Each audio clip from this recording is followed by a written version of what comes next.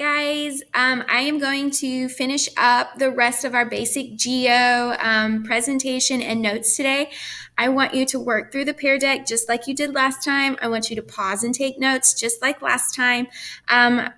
There will be an activity attached below the PowerPoint in Google Classroom that I would like for you to complete. We did it in class today, and we're going to finish it tomorrow, and then we're going to review, and on Monday we will start the 5 themes. So just from the last video that we watched and did, we were talking about time zones. And so the YouTube video at the end of the last slide of Pear Deck talked about time zones and where they came from. So here is just a depiction of the different time zones throughout the world. Remember, countries can determine what side of the line they are on. And something interesting that I found in the video was that America's Samoa is a whole 24 hours behind us, which I thought was super interesting. So here's our lines of latitude and longitude. You can see where the prime meridian runs. It's right here. We know that that is in Greenwich, England. Here is our equator. And here is our globe split into hemispheres. So we have the northern hemisphere and the southern hemisphere. The northern contains the North Pole as well as the Arctic Circle, while the southern contains the Antarctic Circle and the South Pole. So this will be in your notes. The Antarctic Circle sits at 66.5 degrees south, while the Arctic sits at 66.5 degrees north. The Tropic of Cancer is at 23.5 degrees north, and the Tropic of Capricorn is at 23.5 degrees south. They actually straddle the equator. The North Pole is at 90 degrees north, and the South Pole is at 90 degrees south. Please pause the video, write this down. Once it's written, continue forward.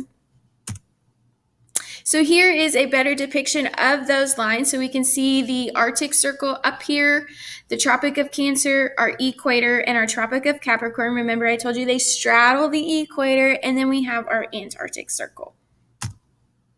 So in your pear deck, you'll be able to answer this question. I want you to go ahead and do that so that way I have your response and I know that you're paying attention. Here's another one for you.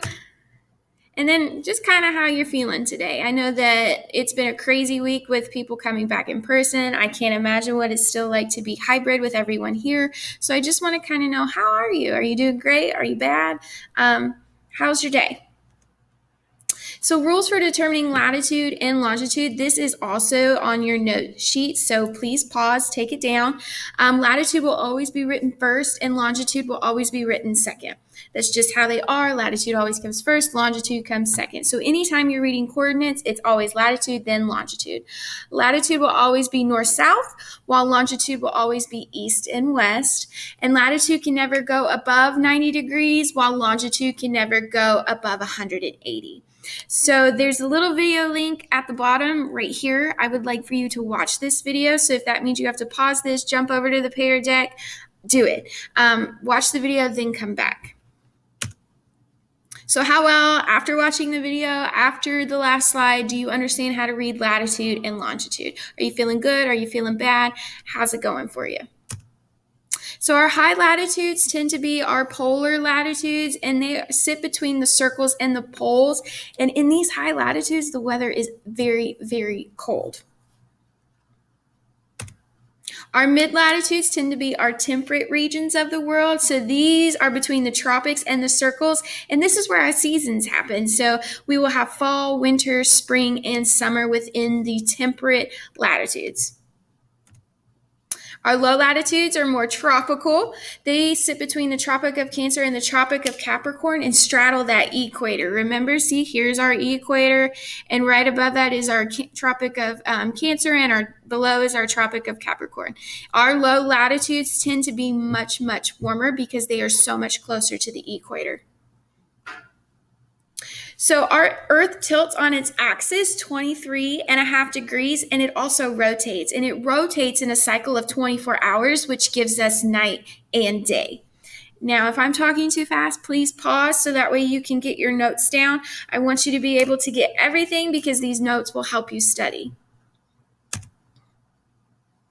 So here's just a better depiction of our Earth. It's tilted 23.5 degrees, remember? And so we have different solstices. So while the United States is in the summer solstice, we're in the northern hemisphere. Australia, which is in the southern hemisphere, will be in winter. Now, if we look at our winter solstice, so when Australia is in winter, we will be in summer. When we are in winter, Australia will be in summer. So the northern and southern hemispheres, their seasons are different. Our vernal equinox in March is our spring, and our autumnal equinox in September is our fall. And this is just based on where the Earth is in relation to the sun. So again, here's another Pear Deck question for you. Causing day and night, the Earth rotates on its axis on a cycle of how many hours? How many hours do we have in a day? That will give you your answer. So Earth's composition. Earth is made up of a crust, mantle, and core. As you can see here, we have a core in the middle, then we have our mantle, and then we have our crust. Plate tectonics are sometimes called continental drift, and it's the theory that the continents were once attached and are still moving. So as we go forward, we will be talking about that one big continent. So pretend your friend was absent from class today. Please explain to them what plate tectonics is. I know you've got this because we just discussed it.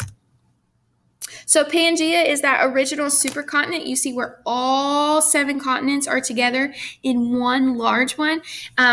It was called Pangea, and it was believed that over time the continents separated and moved to their current state, and this is due to continental drift. So here is another look at all of it, and as the continents have progressed and moved, so we have Pangea, which was in the Permian period about 225 million years ago. Then we move into the Triassic, which was 200 million years ago, and you can see that the continents are starting to shift.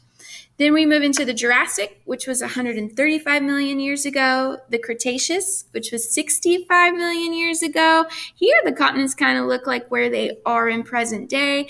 And then here they are today. So with the idea of continental drift, do you think that the continents are going to still move? And if so, I kind of wonder what they'll look like in 100 million more years. So our ring of fire is a ring of volcanoes in the Pacific, which is constantly forming new land as these volcanoes erupt. The Great Rift Valley is where the Earth is pulling apart in Africa. Again, if I'm talking too fast, pause so that way you can get all the notes down. I want you to get them all. They're super important. I can't reiterate how important these notes are. Note-taking skills are super important, especially as you progress through high school and college. So pause, take notes, make sure you get it all. So here's just another picture of the ring of fire. You can see it here, and it touches quite a few continents, right? So we've got South America, North America, Asia, and Australia. And then here is where our seafloor is spreading, where it's spreading away from Africa, where the land is ripping apart, and it's in the Gulf of Aden and near the Red Sea. From the last image, the last slide, what continents does the ring of fire go through? Remember, there are 4 of them. So our seafloor spreading is the process of the ocean growing as the plates pull apart. And the Marianas Trench is the deepest spot on Earth's surface, and it's about 6.8 miles deep, which is pretty deep thinking of a trench like that, right? So it makes you wonder what's down in it, what kind of organisms live down there. It's actually pretty fascinating. Here's a picture of the Mariana Trench right here, and it is in Asia. And if you click on this link right here, it will take you to this really cool video of this scientist who explored the Mariana Trench and the things that he found. So earthquakes are geological movement of plates causing damage on the Richter scale. So some famous faults in the United States are located in California. This is also known as the San Andreas, and between Kentucky and Arkansas, and this is the New Madrid Fault. Here's a picture of the San Andreas, as you can see right here. In 1906, San Francisco had an earthquake that was a 7.9 on the Richter scale, which is really, really high. And then again in June of 2019, it had one that was 7.1. If you're interested in knowing what an earthquake looks like at that magnitude, there's a link right here. And it's actually pretty fascinating. I've never lived through an earthquake, so it was really neat to see. Not neat, but interesting because it's scary, right? Things falling off shelves, signs falling down. The earth rattling is really, really intense. Here's the New Madrid, and over 4,000 earthquakes have happened along this fault line since 1974, which is a lot in a very short amount of time. So that is it for our basic geography PowerPoint and notes. If you didn't get anything, go back through this lecture, go back through the last one, make sure that you get them down. If you still didn't get them, please email me, send me a message. I'm here to help. I want you to reflect on today. I want to know where you're at, what's still giving you problems, what seems easy, what do you like, what do you don't like. I just need to get an idea of where you are right now. So from here, I would like you to jump into the Intro to Geography activity. We completed it in class today. What we didn't get done today, we'll do tomorrow. And then we're going to play a review game. So just reviewing some of the basic points, make sure that you know latitude and longitude, make sure you know the prime meridian, make sure you know the big things, Pangea, things like that, the 7 continents, the 4 oceans. They're super important. They're going to come back up. So if they are giving you any confusion at all, just let me know. So I hope that you all have a great night. Thanks for listening, and I will see